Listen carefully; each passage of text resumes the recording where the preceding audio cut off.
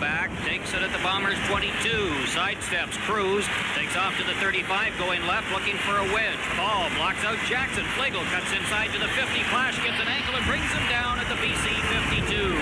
Good punt by Pasaglia and up into the pocket. Looking left for Sandusky. Throws over the middle. Intercepted by Jefferson at the 40 to the 35. Breaks a tackle and fights his way to the BC 28. James Jefferson, first interception. Ball on the BC 31 with 38 seconds left. Clemens sends Boyd left, Murphy right. Tuttle's in motion, loading the right side. Clemens straight back, getting pressure. Rolls right, throws long to the sideline. Murphy looks back, lunges. He's got it on the 15. Breaks away from Martin to the 5. Touchdown Bombers!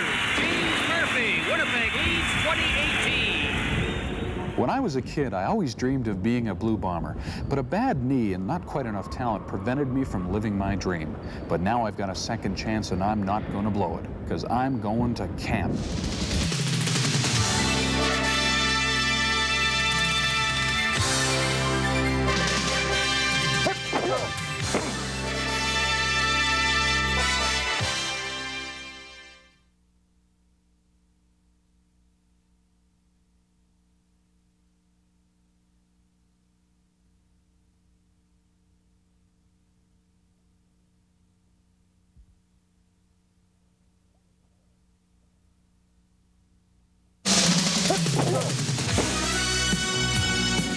I'll just get to lie back first of all for me. And just pull this out. And generally, the first aspect of looking at the knees is what we call inspection. We can look very quickly, look at his alignments of his legs, see what his legs are. We can obviously see if there is any big difference in muscle bulk from one side to the other. The next aspect I'd like to look at now is the joint itself. And as you're aware, I'm sure, is that the kneecap is part of a joint, and there's the inside of the joint and a joint here. So it's really a three-joint type of a knee. Mm-hmm. The kneecap's part of the extensor mechanism there, and it has a big synovial bulge up here. So the knee doesn't end just right there. Right. The knee comes up. And often, as you recall, when you've had fluid on your knee, that you get a big sort of bulge sitting way up here. That's where this knee ends. So I want to feel that. I want to feel the lining of the knee, and I want to feel if there's any fluid on the knee.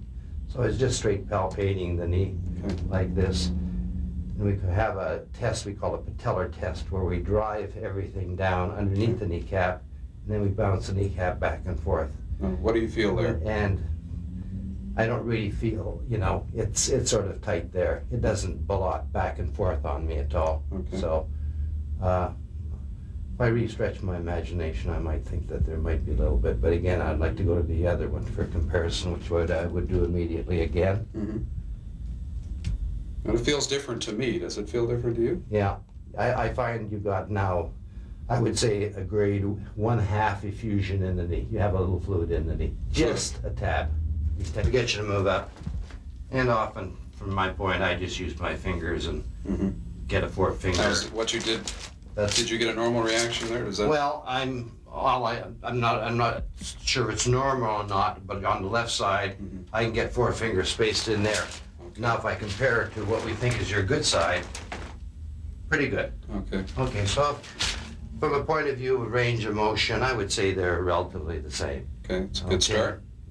Okay, Rick, I guess the next is over at Sue Bresky at the Target Fitness for the nutritional aspect of this, but all in all, you're a pretty gimpy individual. Thanks, Doc. That's what I wanted to hear. Hi, Sue. Hi, Rick. I've been expecting you. Oh, nice to meet you. How are you? Fine. Have a seat. As Dr. Jerry Wilson has probably told you, I'm off to Winnipeg Blue Bombers training camp. Now, one of the first things I wanted to ask you about food and nutrition was, should I be eating an awful lot of steak now to get ready? Well, actually, that's a common misconception a lot of athletes have. Basically, you should be just following the Canada's food guide like you do every day. But as an athlete, as you know, you're going to have to consume a lot more calories than the average person. So maybe have a lot more carbohydrates. Avoid, though, the chocolate bars, the chips. Eat more of the pasta, the breads, those type of choices of carbohydrates. Now, I always thought as a football player and as a If you're pushing around an awful lot of large men, you'd need an awful lot of protein. Don't you get good protein through things like steak? Well, protein is needed for muscle building, but very small amount, a lot less than a lot of people think. It takes actually 7 to 8 hours to digest. So if you're consuming it during the training camp, it's not going to make you produce more muscle on the weekend. It would over a long run, but just a normal amount of protein every day is going to do the same amount. Now, training camp is likely to be a very hot period of time. I'm going to be wearing an awful lot of equipment, and the practices are fairly long, 4 to 5 hours over the space of a day. What sort of fluids should I be drinking? Plain water is the best choice, and you should schedule it during the day. Make a point of every half hour, every hour, make a point of going and having some water. By the time you're thirsty, you're already about a liter of water dehydrated. So make sure that you're forcing yourself to drink at all times. You don't need any salt or sugar in it. A lot of people think that you lose a lot of salt with sweat, but actually there's very little, especially in a well-trained athlete. Well, Sue, thanks very much for your advice on food and nutrition. I think I've got it. Right now, though, it's off to a workout at Gold's Gym with Bomber linebacker Vernon Paul. Thanks very much. I train 11 months of the year. I usually start the first day after New Year's. And I train 6 days a week, about 2 hours a day. And I divide it up. I have 3 different workouts, and I do each workout twice a week. So, for example, today we're doing legs and abdominals, and we'll start off by doing some deadlifts to strengthen the lower back, warm up the legs, and get the big, powerful muscles, your derriere, the gluteus maximus, in shape, so you'll be ready for camp. All right, let's step out. Let's remember to keep our back straight. Yeah, let's get our feet about shoulder width apart, a little wider, chin up, eyes up.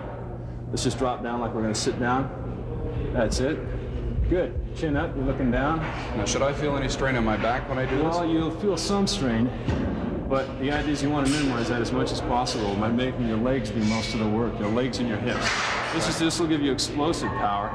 So when you get some big guy like Nick Bastai or a Lyle Bauer firing out on you in a dive play, you'll be able to take him on, knock him on his behind, and then tackle a guy like Willard Reeves and not even break a sweat. Sounds like a dream come true. So I can really feel this in the top of my thighs. Yeah, it's going to burn a little bit.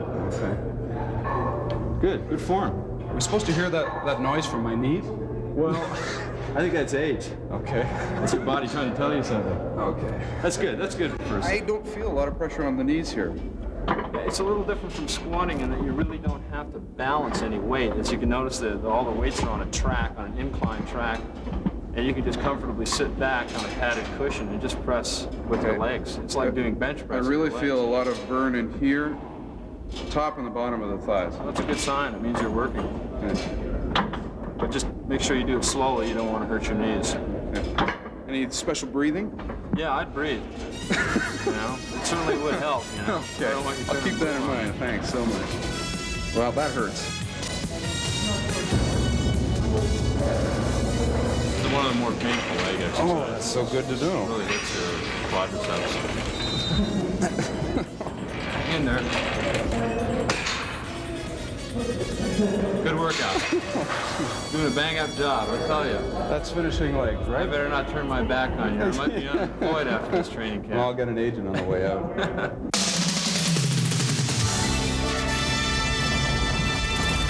right, well, that covers the weightlifting part of our workout. All you got to do is you got to promise me you're going to do your running this afternoon. Oh, yeah. And last but not least, I look forward to see you at training camp. Oh, all right.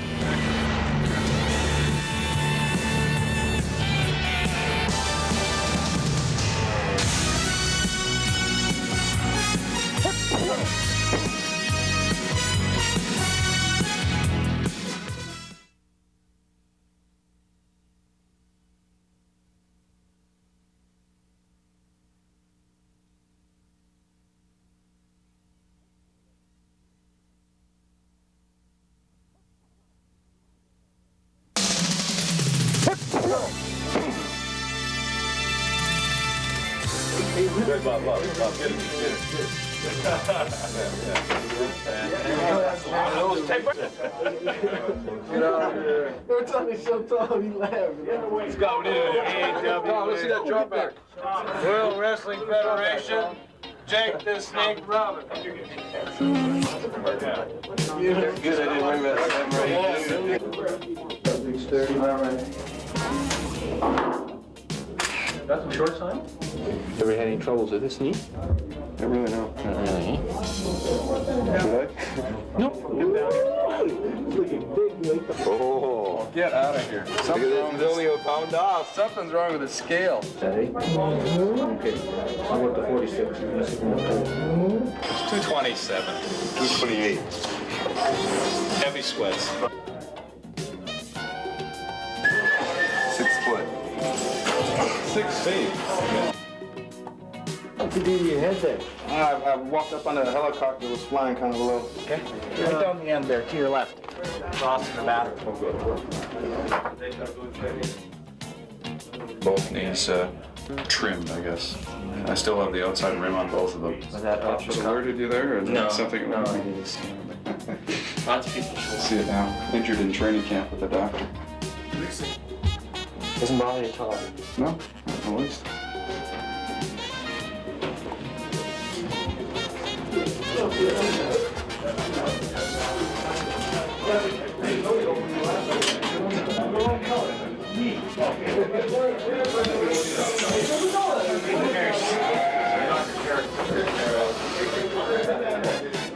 Okay, stay healthy, Rick. That's the general idea. Stay alive is more like it. Hi, Doctor. Give me at least half a liter. Okay. He says You can imagine how this goes. Okay, thanks very much. We started our ordering in November, and we put all our orders into the States and into Canada, into Manitoba here itself, and we get it delivered in May. And when it's supposed to be delivered in May, then we're prepared for our training camp. And when the rookies come out in May, then we start issuing it out to them, and each man, then we start taking stock, because we know there's approximately 70, 74 pair of everything that's out in the dressing room, and then we count what's left on the shelves and whatnot.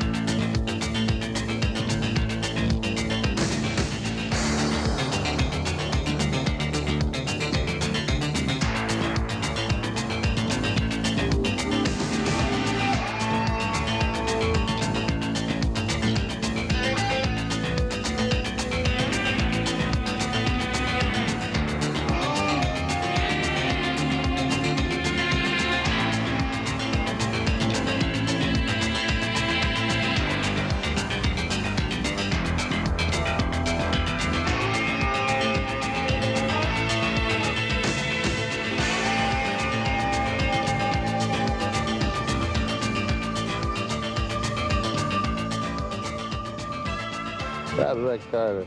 He's a find. I think it's a heck of an experience for him, to be honest with you. And I'll tell you what, I think that he really has taken very well, taken to it very well, as a matter of fact. And I think one of the things that he's going to find that he gets out of it, he's going to get a much better understanding of really what it takes in training camp and how much intensity there is in the study and the practice and how tough it is on a football player to go through a couple of weeks of it. I think he'll give it the old college try, as they say.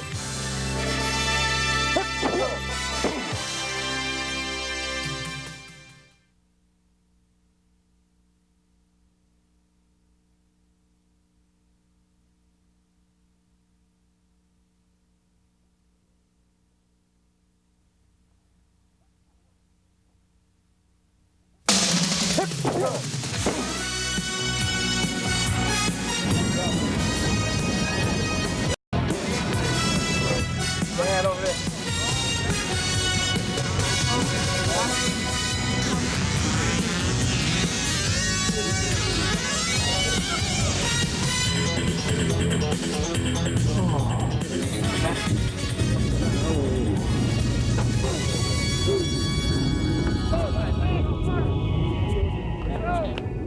training camp is a time for us to, really do two things. One of them is evaluate players that are in, and the other one is to put in the things that we're going to use during the season. So it's a matter of combining those two things and trying to get both done and do an effective job at it. There you go. Just relax those arms. Relax those arms. Just let them hit like you're a runner. There you go. They're smooth right there, that 13 guy. Coach Riley decided to start me at linebacker, probably because that's where I played at university. But let me tell you, getting back into it wasn't easy.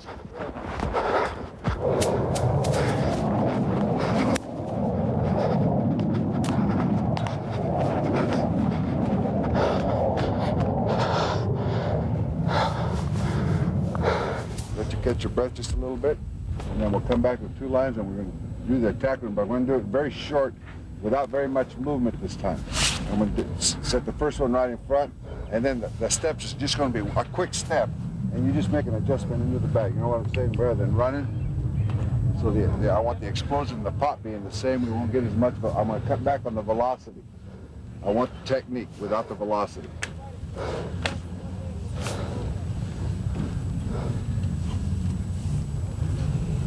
There's all back to normal. Okay, let's split it up. Ready? Hit! Good. Good. Don't squat the hit. Run through the hit. Ready? Hit! Real close. Head up, Rick. Head up, Rick. Head up, Rick. I don't want to be calling your next of kin because you put your head down. It's very dangerous. Ready? Hit! All right. Ready? Hit! Good. Right there. See where the head's up? Head's always got to be up. I want the head. Feel like you're exploding on him. Ready? Hit! That's it, Rick. Not bad. Yeah. Rick! Let's get the accompanying route with a smash. So he'll take you right into that anyway. Okay, but here's what happens, is that your total concentration is to beat him. And as soon as we add one more dimension, that guy, what happens is that this guy here becomes secondary. And then you concentrate on this guy in this spot, that this guy here creates more damage. You know, we lose our concentration, and just remember, just because it's a one-on-one drill, when we make 11 on 11, it's still a one-on-one drill. And so you're not entirely wrong when you're saying I'm playing, you know, how you're going to play that guy on the outside when he blocks you. We still have to beat him, but we don't really have to physically defeat him. Yeah, that's a whole thing. And what I thought we made a little bit of a mistake is we just went to beat the crap out of the guy. And if you're less than 100% when you're moving on him, you got a better chance of making a good move on him.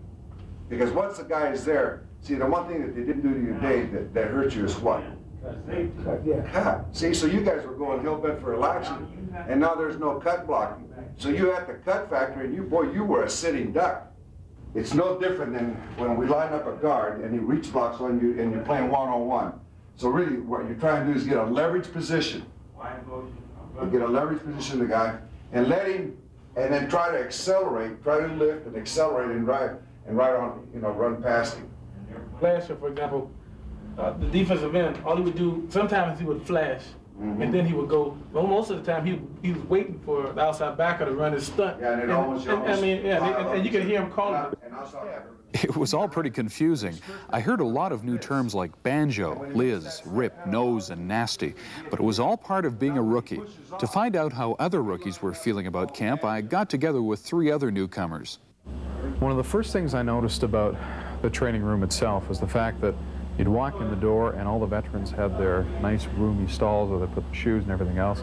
And then the rookies in training camp, there's quite a few of you get kind of stuffed into a room off the side. How do you feel about that when you walk in and you see your equipment sitting on a chair and that's it? It's just always the way it's been done, I guess. You know, it's just accommodations. You know, there's only so many stalls in the room, so they just put you off in the other room. But it's nothing to, you know, demoralize you or anything like that. It's nothing personal. But you know, I know what you mean. Like we're kind of clumped up in that little room there, and you know, veterans get the nice dressing room and everything. There seems to be a real definite division between being a veteran and having paid your dues sort of thing, and being a rookie all of a sudden. I mean, do you see that fine line, Alex, coming into camp, and you know the rookies are kind of by themselves, sort of the vets? Yeah, I guess you got to prove yourself in that manner. You know, it's like when you're a senior in college, you have your underclassmen, and you're kind of like the big shot in campus, and you know now you got to start at the bottom of the totem pole again, and you got to work your way up. So they paid their dues, and I think it's time for us to do the same. Now, Murray, although this is your first Bomber camp, you are a veteran of 2 BC line camps. How do the two compare? I feel that it's as good, if not better, than the Lions camp. The same caliber of coaching and facilities, and the way everybody in the city treats the players accordingly. And it's as relaxed. The coaches expect you to work when you're out there, but they realize you need rest time. Murray, how do you feel about coming into camp? And let's face it, to get a job on Winnipeg Blue Bombers Football Club, you have to take somebody else's. I mean, how do the veterans feel about you coming along and your prime purpose being to unseat them of a position? Everybody's played long enough to realize that that's part of the game. And it's a little hard to deal with, but everybody is out there looking for a spot. And it's kind of accepted. And you can take it either way. You can be a jerk about things, or you can get along with everybody. It makes it a lot more comfortable getting along with everybody. Now, Alex, you set a few records at Iowa State for passing, over 5,300 yards in 3 seasons. You did fairly well there. You were, as you said, the big man on campus. How do you feel about coming to the Bomber camp and have to start all over again? Exactly. I got to start all over again and try to win a job again, all over again. And you know, I'm out there and competing and enjoying it and playing football. That's all I really wanted to do, is play professional football. And now I have an opportunity to come here, and I just got to prove myself and kind of strap it on. Now, Trevor, you were at Bomber camp last summer, and then you went back to the Bisons for a year, and now you've come back to the Bomber camp. Can you somehow describe the differences? And there must be many, but what's the overall difference that you see between a college team like Manitoba, who did fairly well last year, going right to the Western Final, and the Bombers? Actually, that was the year before we made it to the Western Final this year. But the biggest difference is, I think, the speed of the game. Everything is, you know, that much quicker. You know, everything. You know, all the reaction is, you know, you have to try and take in what you learn quickly, and you know, put it to use on the field, because there's not that much time, and they don't have that much time.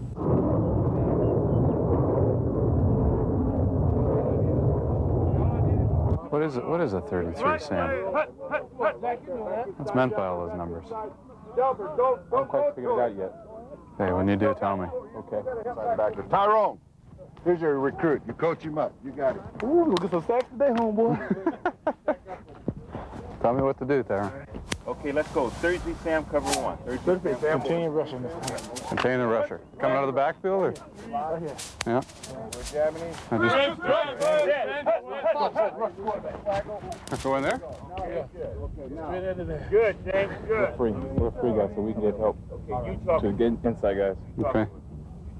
Okay, same thing. Best stick around the line or drop back a little bit? Drop back a little bit. You have the ball, yard. It's the back waggle. It's the back waggle. The outside stance? Stand with you. You alert him. Okay, put your outside foot back? Yeah. Okay. Okay, let's go. Same one.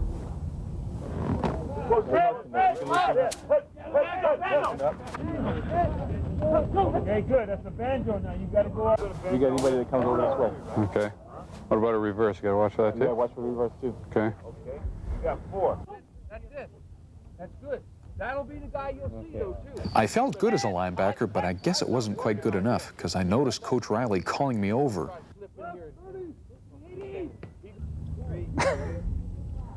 Rick, I'll tell you what, after looking it over a little bit, I think linebacker may not be the place for you. Oh, okay. I think we ought to try an inside receiver. Okay, you can go over there for a little bit and get in behind Perry Tuttle and go from there.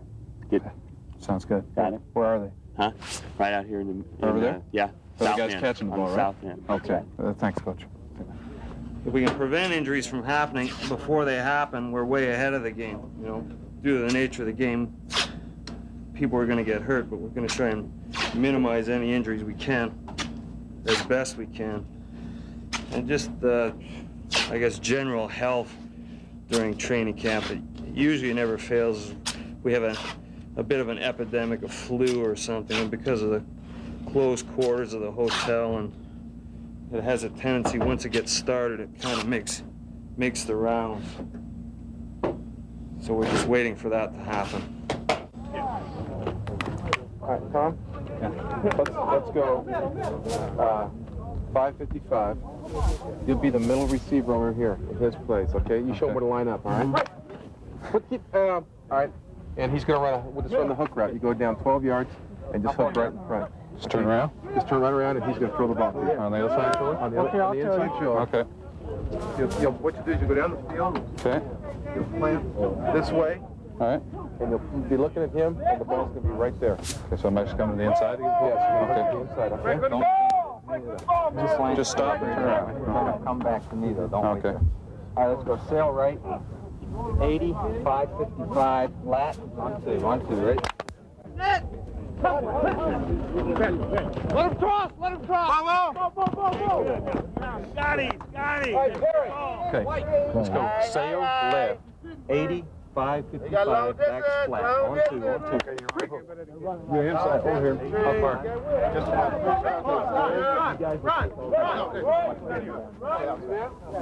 How far do I go? Hook up over the ball about 10 yards. Okay. Inside? Oh, you want flat. Oh, we got the jam right here, Tyrone. Move in a little bit. We got the jam. Now.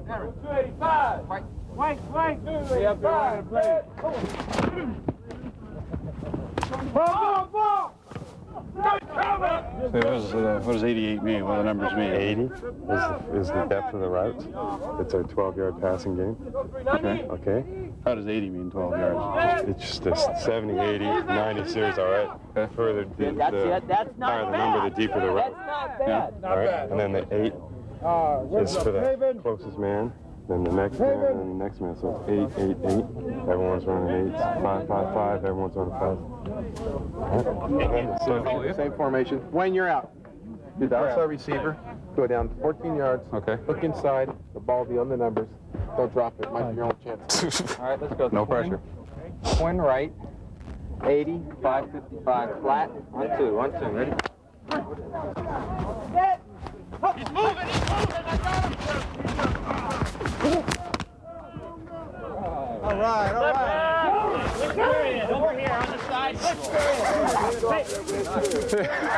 If that defensive back hadn't slipped, he wouldn't have caught that ball.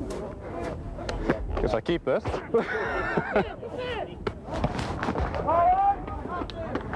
Yeah, where's Cal with that contract? Where is he? There he is. I'm gonna get some real money. He loves his mommy, his daddy, the queen, apple pie. He's got a heart as big as a slop bucket, but he's not an athlete. The dog, I even like him when he's tied up. You don't want to come because he's on offense. Wait till you get him on defense. But you know what? I saw him. Ray Green was doing wonders with him. Let's give him another shot at receiver. Keep him around. He's been a receiver today. We've already had him over there. We took him from you. Bert and I haven't even seen Coach. We're coaching a line, and he hasn't even been in one of our drills yet. Have you seen him, Coach? I haven't seen the guy. Would you like to have him? Let's keep him till we get a good look at him, unless we can find him on the film there. If we got him on the film, well, I might go with it, but I don't want to turn him loose now. I want to see. I mean, I've heard a lot about him. I figure he's a great athlete. Go. He's got a good attitude, really. Does he? Yeah. Nice smile, too. Yeah. Well, will he hit anybody? I haven't seen him in the bars, but... I understand he's pretty tough in those ugly man contests, you know? How did he look at receiver? Well, I'll tell you what. He's got some moves that people haven't seen before. And they may or may not catch on to what he's doing. He was open most of the time. Well, because I think the DBs were backpedaling faster than he could get to them. Oh, that. Well, there's something to that. He's got a knack. That's right. He looks like he's going faster than he really is. Yeah. Like, how do you do? Well, we might as well keep. All right, we got him for one more day.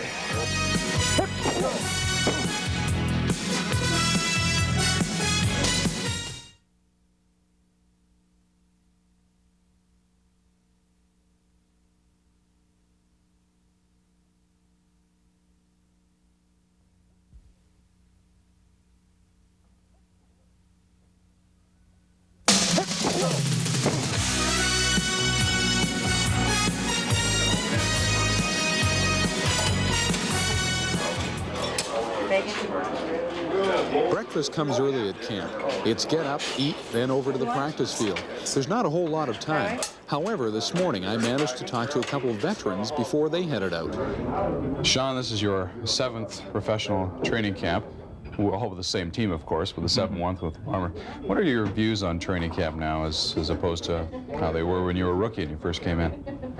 Oh, I think after your initial year, it pretty well becomes the same thing. It's pretty arduous over the full period, and your legs start to hurt and your whole body starts to break down. But that usually doesn't happen until about the 3rd or 4th day, and then after that it sort of comes around. But I don't know, it's tough. There's a lot being thrown at you throughout the whole period.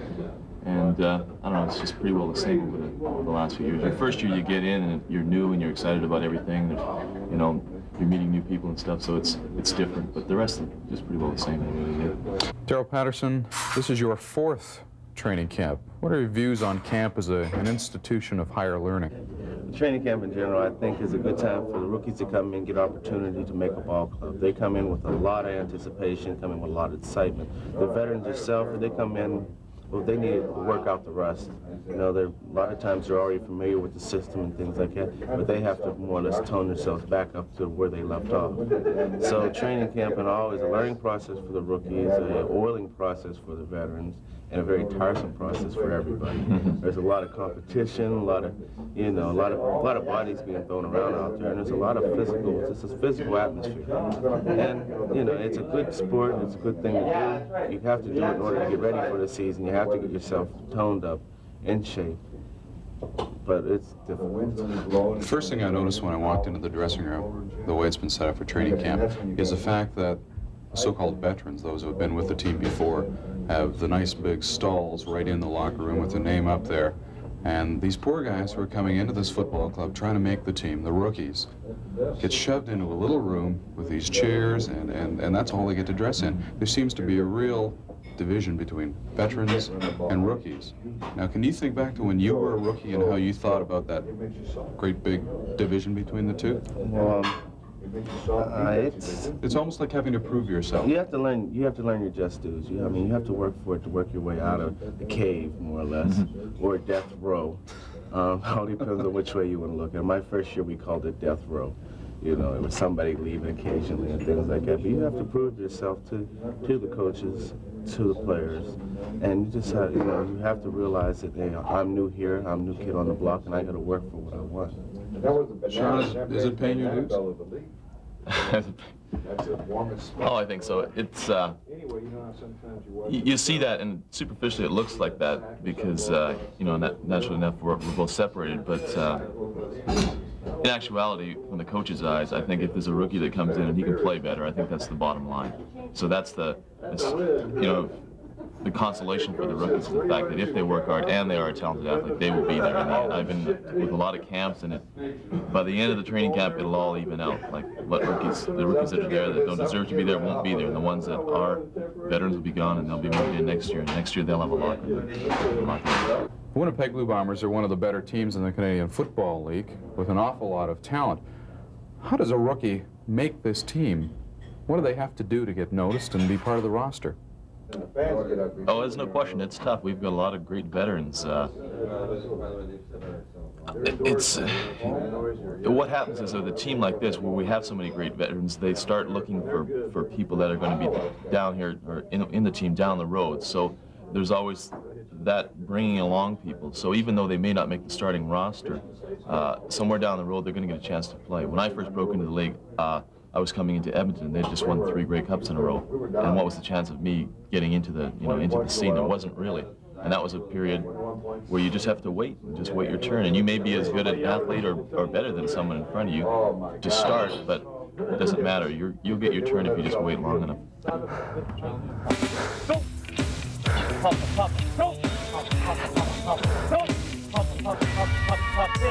I had to face the facts. With people like Perry Tuttle, Jeff Boyd, James Murphy, and Randy Faby, there just wasn't any room for me as a receiver. So Coach Riley figured I'd make the perfect human battering ram, and he sent me over to work out with the running backs.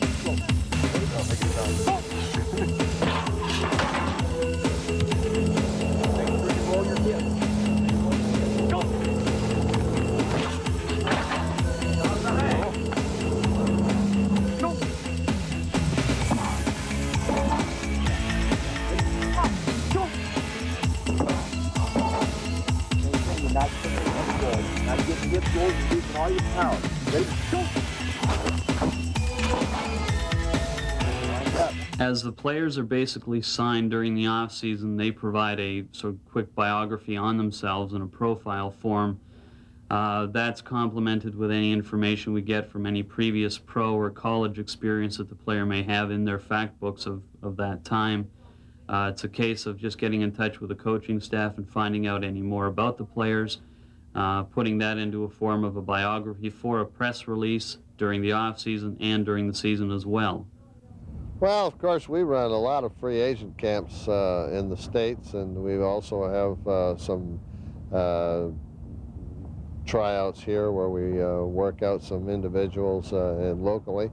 But this year, for instance, we ran 2 camps in California, one in Jackson, Mississippi, another in Houston, and also in Atlanta. And we've been very successful in getting people in those camps, signing some excellent people. For instance, Ken Haley, James Jefferson, Benny Thompson, Tyrone Jones, Roy Bennett. Those are people that have all come out of our free agent camps, and we feel they're a very necessary part of getting people into camp. All right, now tell me what happens, and this happened to us before the snap. What does this slide call do for us? Slide puts us right there and locks us on that inside linebacker. Okay? Now, the only thing that can happen is that what happens if he does that before the snap of the ball. Pinch, and pinch tells us on the on the outside backer. Good. Okay. Now, if he moves there, and now still comes through the A gap, what happens? You still got him. You still got him, right? All right, now tell me what happens, and this happened to us before the snap. He comes up and lines right there in the B gap. Thomas, he is still yours. You're locked on him. Wherever he goes, you've got him if he's going to rush. Is that if the tackle gets there, okay, he gets his head outside his shoulders, then you know that we're taking the ball where? Either in the alley or all the way outside. Okay, right now you know that. If he steps and he isn't across the head, now you know you're going to have to cut it back. Okay, this is with a smack call. If you rush it, you're going to be outside and you're never going to be able to cut it back in. So be patient. Hell, if we get everybody hooked, you're going to be able to break the ball, you know, and now it's 2-on-1 outside.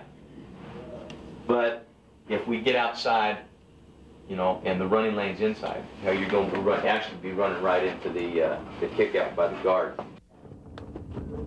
Good. I think I got a bad habit on those. That's pretty good. Yeah, these guys got some speed. Well, I think you did that. You can improve on some stuff. Look back again. You did what you took a break and you look back right to the quarterback. What you want you to do is look with the upfield shoulder. Really? Find the target. That's where you want an aiming point. Okay. Okay. So get your eyes on the target, which we call the upfield shoulder right here. Okay. So once he makes a cut, just kind of figure out where he's going. And after he does get the ball, you're in a position to make it down.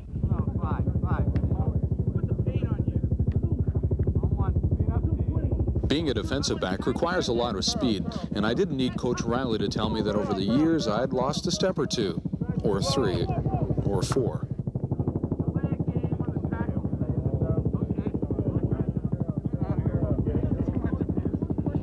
You know, I think an athlete is out here doing his best and working hard at it, and I think it can be a very disappointing thing, and I think that it's a very tough thing for any coach to have to tell a guy that he's not good enough or doesn't fit into his plan. So I don't look forward to doing that. I haven't done a lot of it yet, and I think it's a tough thing to do.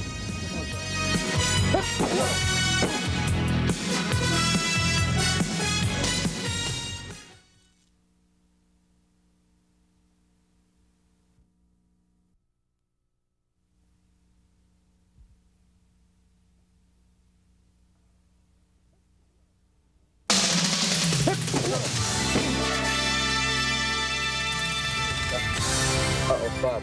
Competition. Hi, Rick. I wouldn't worry about competition too much, guys. Listen, I haven't been able to catch on as a linebacker or a defensive back or a receiver or anything like that. The coach said I had a pretty big foot, so he said go work out with a kicker. You know what your problem is? You're too tall. Too tall. Field goal kickers have got to be under 5'6". Right? Not much I can do about my height, Trevor. Okay, but maybe you could give me some. Okay, do you want to hit some? Hit some? Is that what you call it in football lingo? This is great. Already I feel at home with you two guys. Here. What is this thing here, Trevor? Okay. I guess we'll have Bob hold it for you. Okay, Rick, just line up. Take a couple of steps back. You'd like to be about 3 1/4 yards away from the ball. You have to keep your head and your eyes on the ball at all times. Okay, this is the first kick of the morning, so it might not look so high. Yeah. Okay, just approach the ball, keep your head down, and you want the big follow through, okay? The big leg follow through with the head down. Okay, ready?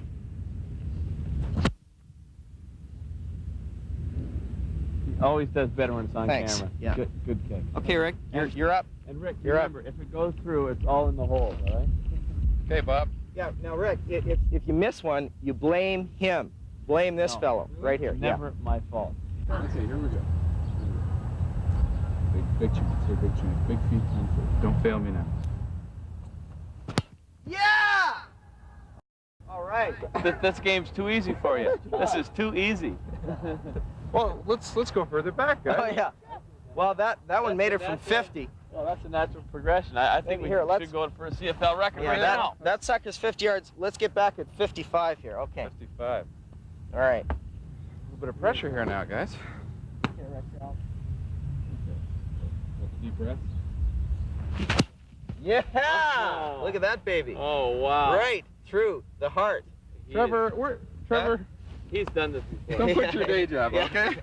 No, I'm only kidding. You see, He's done here's this the problem. before. He's Rick getting will better. play for that pay cut too. You know, which, Okay, everybody else in the league's taking one. Obviously, I've mastered place kick. You have mastered it. So, Okay. where's the technique? Okay, here we go. The technique is hold the ball out and kick it with your foot. How's that? Your Seems right a little foot. advanced, Bob. I wish you'd slow down for us. You want me to slow down a little? Okay. All right. So you hold the ball directly in front of your right foot, All right. drop it level to the foot, not to the ground, and the leg should be swinging up through the ball. You should kick it about, well, my usual kick is about 75 yards. I would expect you'd be around 25, but we'll see what happens. Probably a good bet. All right. It's my first kick of the day, and it's always my best, so. Yeah, That's a homer. I was only 75 That was like about yards. 75, wasn't it? They're all over the place. Oh my God, that's just unbelievable. Over the center field wall too. I think we, I think that's a good 70 yards. yeah, so I'd say about Rick? $80,000 base, And Rick. Rick. 5,000. Oh, Coach Riley said that he wants to see you in his office, and he said bring your playbook. what does this mean, guys? Uh-oh. Doesn't mean anything good. Oh, thanks, Sean. Another one bites the dust, Keep that signing bonus. Keep it, yeah. Keep that signing bonus. And run. Yeah, the car too. Keep the car. That's just rough luck, huh? That's rough luck. Do you want to see me? Yeah, Rick, could you have a seat over there, please? Sure.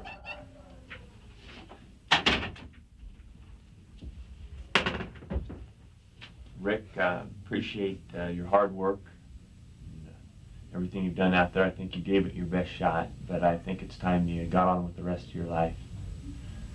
And I'd like you to turn in your notebook, and I think this will be your last practice with us. So what are you trying to say, Coach?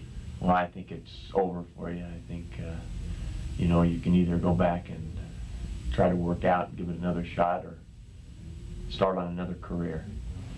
So you want the playbook, right? Yes, I'd appreciate if you turn it in, and we don't want to leave you without anything. I think that it's appropriate that you have something, a symbol of getting cut, really. That we give you an apple to give you a little sustenance on your first trip out of the office, and a road map to find out wherever you might be going. Oh, really? Oh, then this is great. Congratulations. Thanks, Coach. This is really good, then.